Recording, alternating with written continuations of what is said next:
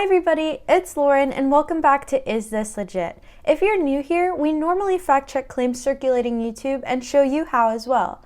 But today's episode is going to be a little different. With all the news regarding racial injustice and protests in the last couple of weeks, you've probably been seeing a lot of emotionally charged photos, videos, and infographics on your feed. In times like these, it's more important than ever to fact check before you share to ensure that all the information you're consuming is accurate. So today we're going to focus specifically on some easy digital media literacy tips that you can use when your feed feels overwhelming. So here's how you can fact check posts that make you wonder, is this legit?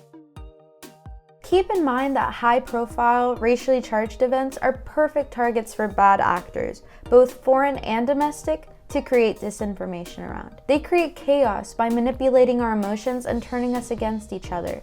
So be extra cautious and stay skeptical. The users behind the information you're seeing could have a hidden agenda and might be trying to mislead you to get what they want, which leads us to tip number 1 for fighting disinformation. Question how the post makes you feel. If you have a strong emotional reaction, I'm talking shock, disgust, fear, sadness, there might be a chance that the post was embellished, sensationalized, or taken out of context. This isn't always the case, but be sure to recognize your emotions and understand that your feelings impact the way that you consume and share information.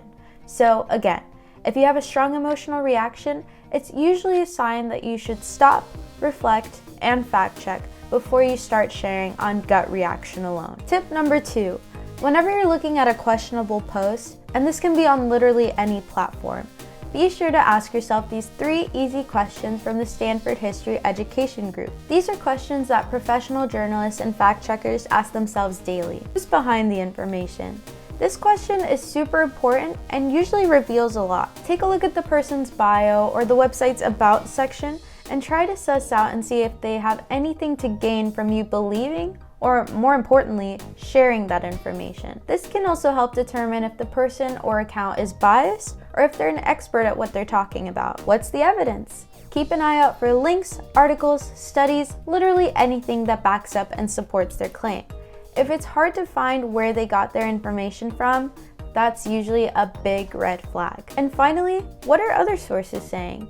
This is when you should turn to a keyword search and read multiple articles from reputable sources to make sure everything's adding up. And when I say reputable sources, you want to be getting your news from places that have editorial and publishing standards. This is also another opportunity for you to get out of your echo chamber and read multiple articles from multiple sources so you can understand the story from different perspectives. On to tip number 3. Let's talk about how you can fact check viral photos. We often say that pictures are worth 1,000 words, but you should still be wary when it comes to photo evidence. Technology is only making it easier to edit photos and manipulate videos. You also have to consider that maybe the photo is simply old and taken out of context. So it never hurts to do a reverse Google image search. This is an important skill to keep in your toolbox. For example, here's a photo that went viral last year during the police brutality protests following the death of George Floyd.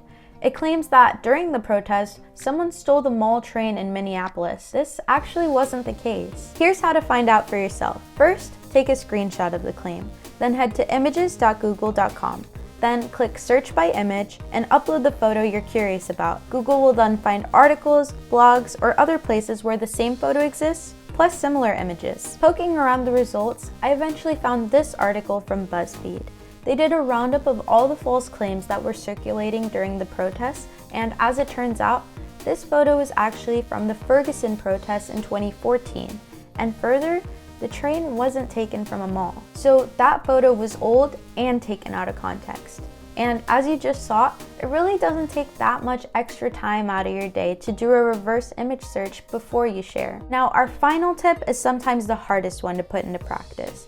When you read breaking news on your feed, you might feel passionate and fired up, and you might want to share a post the second you see it.